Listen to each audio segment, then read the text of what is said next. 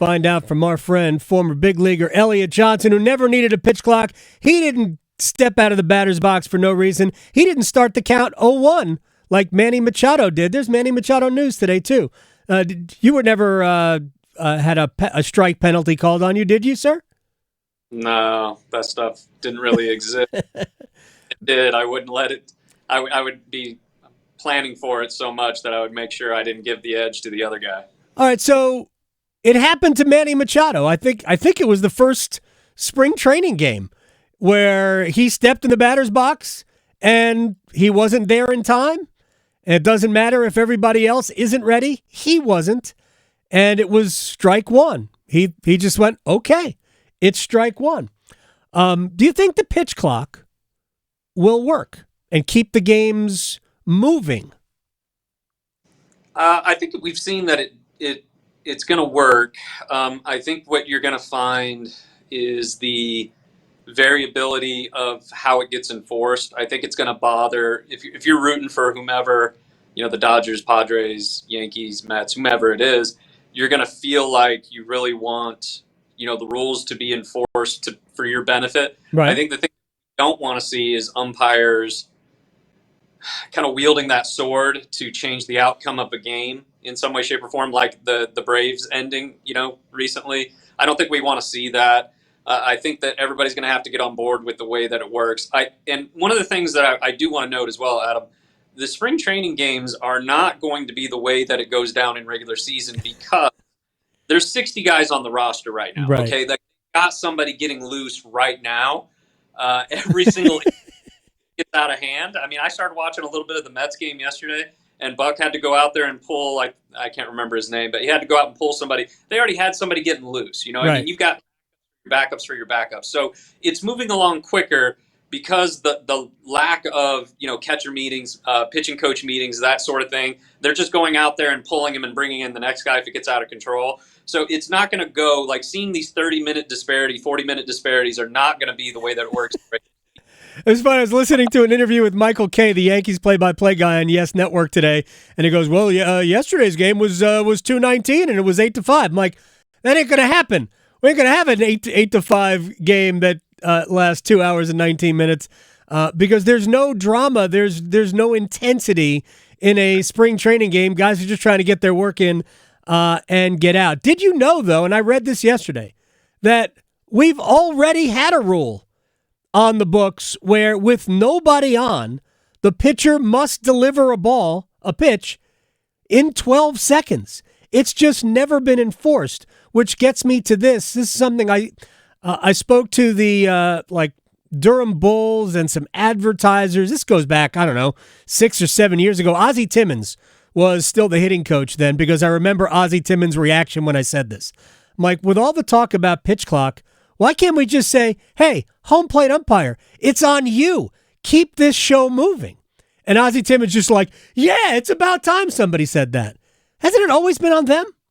Yeah, well, what they used to do is they would give an audible clap to try and move things along. But, right. I mean, after a while, they just get so sick of it. But believe it or not, the people that are in charge of that, Adam, I'm going to give you a throwback. Steve Traxel. Okay. The guy moved like molasses. Every single time he got the ball. I played with a guy named Mitch Talbot that every day he pitched, even my wife knew it was going to be a 4-hour game. You know what I mean? And so, I like the idea in theory. I don't like the clock. I'm going to be completely honest. But if it does pick up the pace of play and it forces action, it's actually been interesting. The more I watch it, the more I've liked it.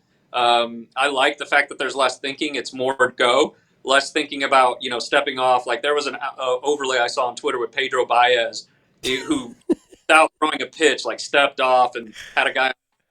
So I think they do need to be a little bit more understanding of the situation when there's a guy on second with stealing signs. Right. That type of stuff that goes on. But, I mean, there's going to definitely be some kinks. But I'm never going to be agreeing that it should influence the outcome of a game when we're getting down to 6-6 in the bottom of the ninth.